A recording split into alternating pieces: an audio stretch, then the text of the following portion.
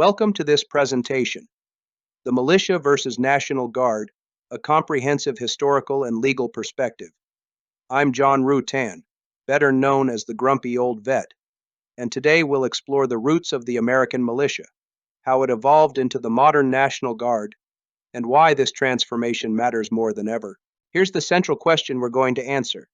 What happened to the citizen-led militia system our founders envisioned? This isn't just a historical curiosity.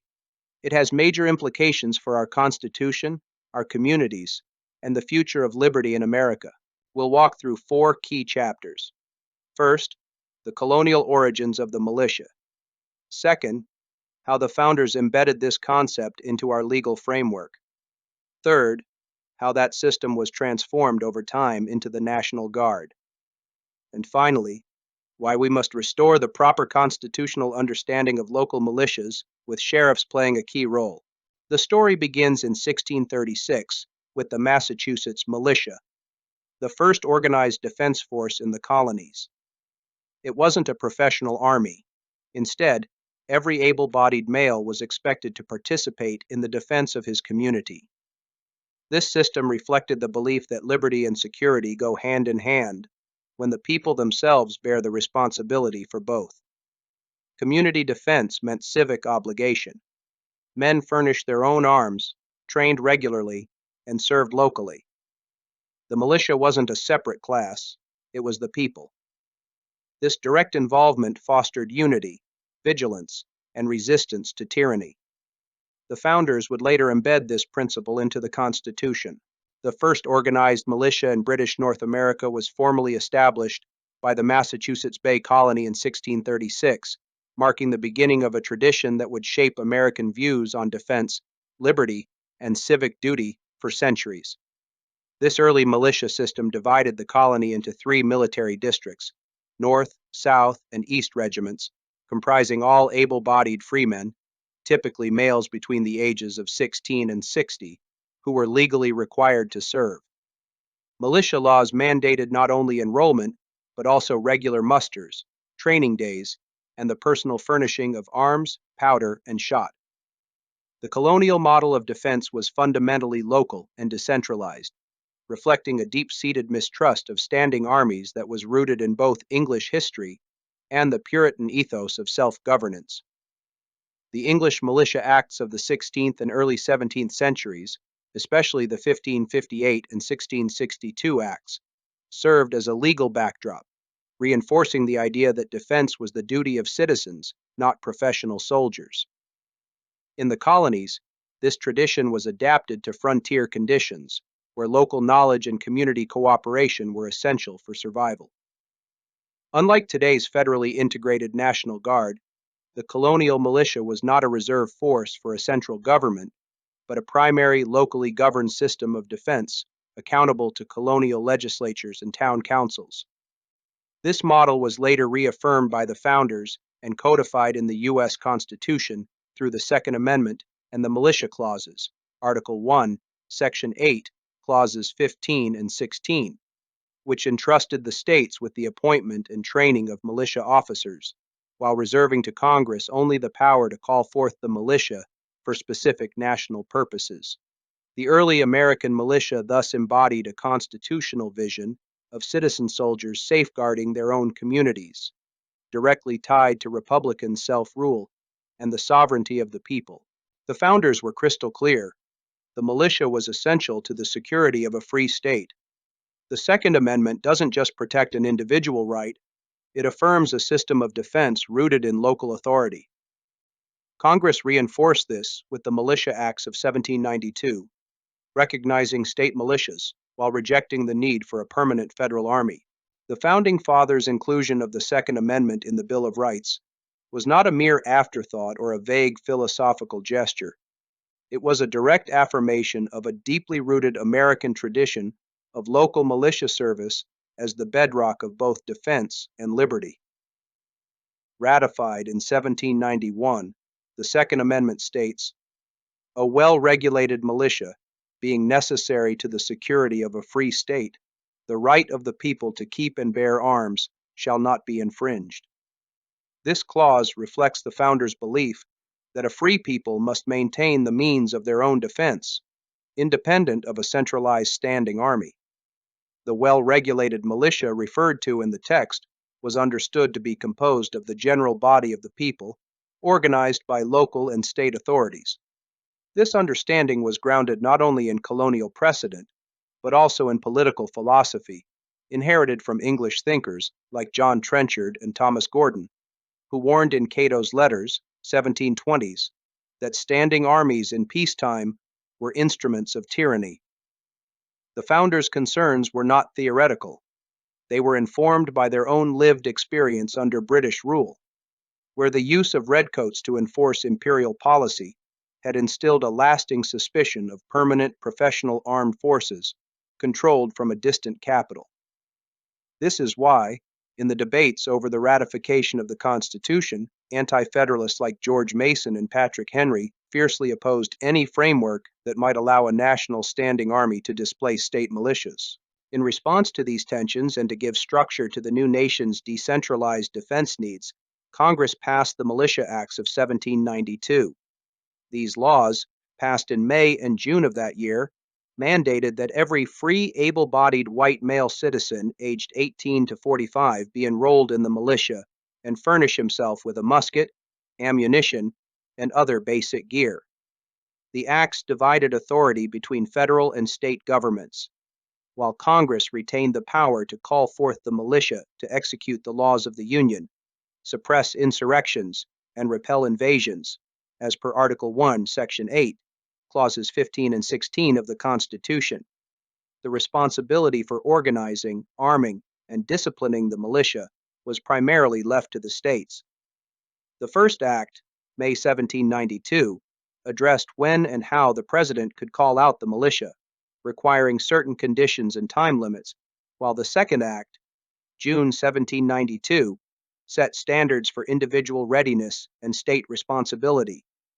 This dual sovereignty over the militia was not an accident. It was a deliberate safeguard to prevent the federal government from establishing a centralized military force that could be used against the people. In Federalist Number 29, Alexander Hamilton explained that while the militia would be disciplined by national standards, its officers would be appointed by the states, thereby ensuring that no single authority could dominate the armed citizenry. The 1792 Acts embodied the founders' vision of a nation defended by its citizens, trained, armed, and organized at the local and state level, rather than by a permanent national army beholden to centralized power.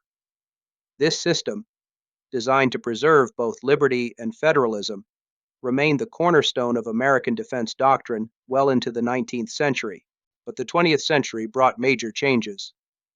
The Dick Act of 1903 created the modern National Guard. While states retained some control, federal funding came with strings.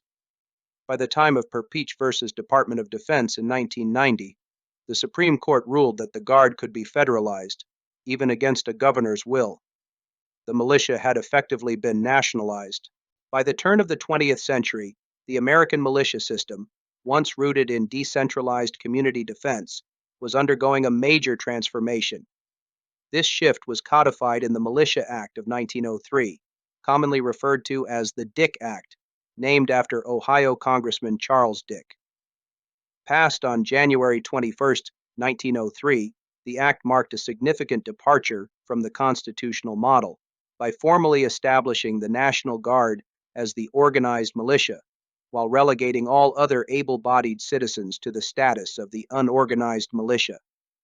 Section 1 of the Act states, "The militia shall consist of every able-bodied male citizen of the respective states, who is more than 18 and less than 45 years of age, and shall be divided into two classes, the organized militia, to be known as the National Guard of the state, and the remainder to be known as the reserve militia." While purporting to strengthen state militias, the Dick Act in practice subjected the National Guard to dual control. It required that guardsmen follow federal standards for training, arms, and organization in order to receive federal funding. The act authorized the president to call the Guard into federal service and subjected them to articles of war when so called.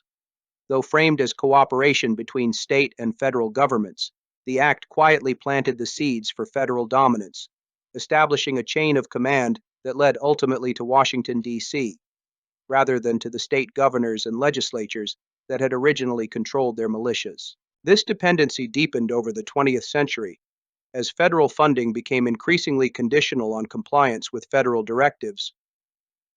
Subsequent legislation, particularly the National Defense Act of 1916 and amendments in 1933, completed the transformation. The 1916 Act explicitly authorized the President to federalize the Guard even during peacetime, and required that National Guard units conform entirely to the organizational structure of the U.S. Army. The 1933 amendment went further, creating a new legal status. Members of the National Guard were now simultaneously members of the National Guard of the United States, a reserve component of the Army. This dual enlistment was critical. As stated in 32 U.S. Code, subsection 325B, members of the National Guard of the United States are also members of the Army National Guard of the United States, and while in the service of the United States, shall be subject to the laws governing the Army. These changes meant that the federal government could order the deployment of National Guard units independently of state authority, effectively nationalizing what had historically been a local and state-run system. States that resisted these mandates risked the loss of federal funding for equipment, training, and operations, creating a coercive incentive that further eroded state sovereignty over their militias. In short, the shift from a citizen-led, decentralized militia to a federally dependent, dual-status force represented a constitutional sea change that redefined the meaning of militia in American law. This transformation was challenged in the landmark Supreme Court case Perpeach v. Department of Defense, 1990. In this case, Minnesota Governor Rudy Perpeach sued the federal government after National Guard units from his state were deployed to Central America for training exercises without his consent and without a declaration of national emergency. Perpeach argued that such deployment violated the Constitution and infringed upon state sovereignty, citing both the militia clauses and the 10th Amendment. The court, however, sided unanimously with the federal government. Justice John Paul Stevens, writing for the court, concluded, Congress may authorize the training and use of the National Guard units in federal status outside of the United States, even in the absence of a national emergency and without the consent of the state governors. Perpeach v. Department of Defense, 496 U.S. 334, 1990. The court reasoned that since National Guard members are also members of the National Guard of the United States, they fall under federal jurisdiction once called to duty, regardless of state objections. The ruling reaffirmed the legality of the dual enlistment structure created in 1933 and solidified the federal government's exclusive power over the modern militia system. In effect, the court erased the remaining constitutional distinction between a local militia and a federally controlled military reserve. This decision confirmed what critics of the Dick Act had long feared, that the traditional militia, as envisioned by the founders and embodied in the Second Amendment, no longer existed in operational reality. The implications are profound. The people's last line of constitutional defense, state-based, citizen-led militias under local authority, had been transformed into an instrument of federal power, beyond the control of the very states they were once meant to defend. So where do we go from here? The answer lies in the counties. Sheriffs are the highest elected law enforcement officers in America. They swear an oath to the Constitution, not to bureaucrats. With education, courage, and community backing, sheriffs can stand up for local sovereignty and help revive true constitutional militias. The office of the sheriff is one of the oldest known institutions in Anglo-American law, with roots tracing back to the shire reeves of medieval England, who were responsible for maintaining the king's peace within their counties, or shires. Transplanted to the American colonies, the sheriff retained a central role in local governance and law enforcement, especially in rural and frontier regions. In the United States, The sheriff is typically an elected official, making the office directly accountable to the people, rather than to state or federal bureaucracies. As such, the sheriff is widely recognized as the chief law enforcement officer, CLEO, in his or her county. Numerous state statutes affirm this role, and courts have upheld it. For instance, the U.S. Supreme Court, in Prince versus United States, 1997, acknowledged the independent authority of local law enforcement. The federal government may neither issue directives requiring the states to address particular problems, nor command the state's officers, or those of their political subdivisions, to administer or enforce a federal regulatory program. This ruling emphasized the constitutional principle of dual sovereignty, reinforcing that local officials, including sheriffs, are not mere agents of the federal government, but hold their own authority derived from the people and the state constitutions under which they serve. This independence is not merely administrative, it carries constitutional implications. As the only elected law enforcement official in most jurisdictions, the sheriff has not only the authority, but also the duty to resist unconstitutional actions, including federal overreach that violates individual rights or state sovereignty. This principle is derived from both the 10th Amendment, which reserves to the states and the people all powers not delegated to the federal government, and the Supremacy Clause, which holds only laws made in pursuance of the Constitution as supreme. U.S. Constitution, Article 6, Clause 2. In Prince, the court again affirmed that federal commands cannot compel local officers to act. It is incontestable that the Constitution established a system of dual sovereignty. This dual sovereignty includes the power to interpose when unconstitutional mandates are imposed upon citizens. Historical precedents abound. State and local resistance played a key role in nullifying aspects of the Alien and Sedition Acts, 1798, enforcing anti-slavery laws in northern states, and resisting federal prohibition in dry counties. In our time, sheriffs have refused to enforce gun control measures they deem unconstitutional or resisted federal land seizures. These acts are not rogue defiance, but expressions of a constitutional tradition of local interposition. The idea that lower magistrates have a duty to stand between the people and unlawful power. The sheriff, by virtue of both historical precedent and constitutional law, is well situated to fulfill this vital role. Building on this authority, sheriffs may lawfully support the revival of local militia structures, consistent with both state laws and the original intent of the Constitution.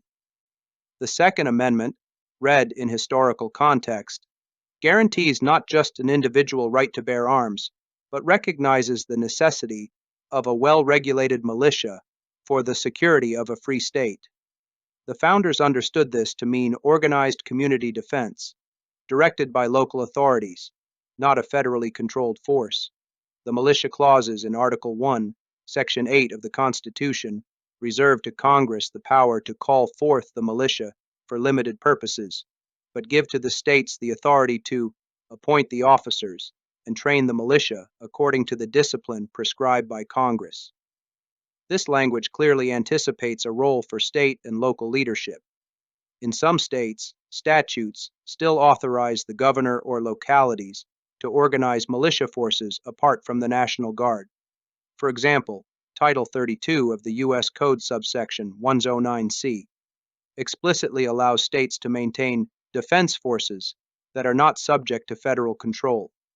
In jurisdictions where such authority is dormant but not repealed, sheriffs, acting in cooperation with state legislators or governors, can assist in the lawful training, coordination, and support of such forces. This is not a call to paramilitarism or rebellion, but a return to the constitutional norm in which citizen soldiers, led by local officers, stand ready to defend liberty, law, and local self-government.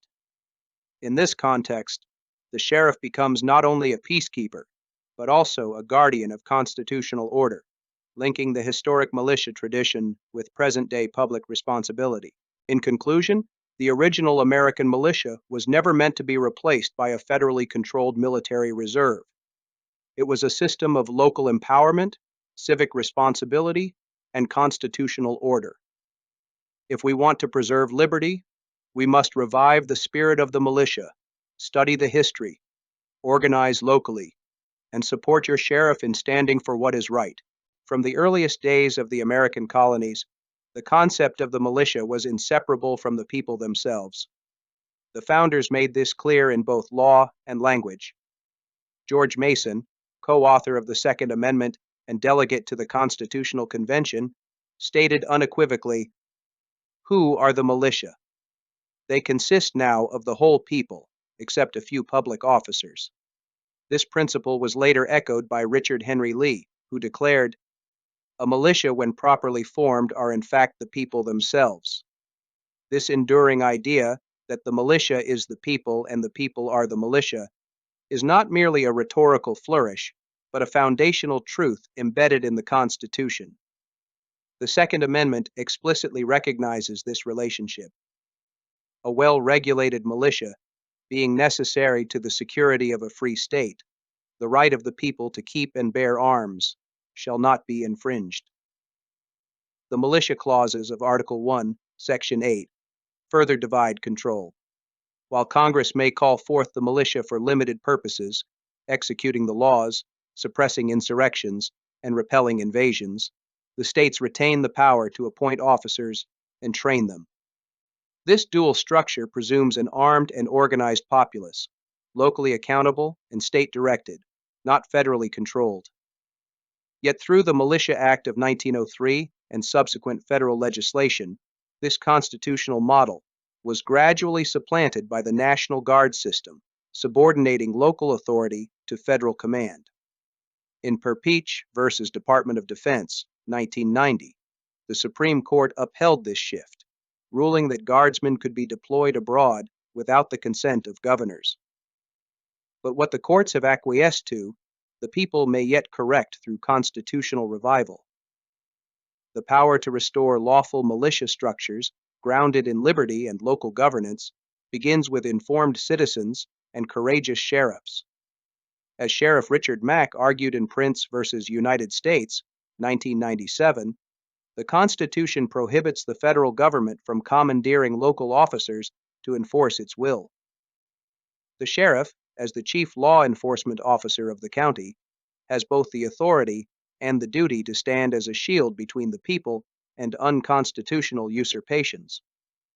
Therefore, it is time once again for the American people to study the founders' design, organize peacefully and lawfully within their states and counties, and stand as free citizens prepared to defend liberty, not by force, but by faithfulness to the Constitution they have inherited.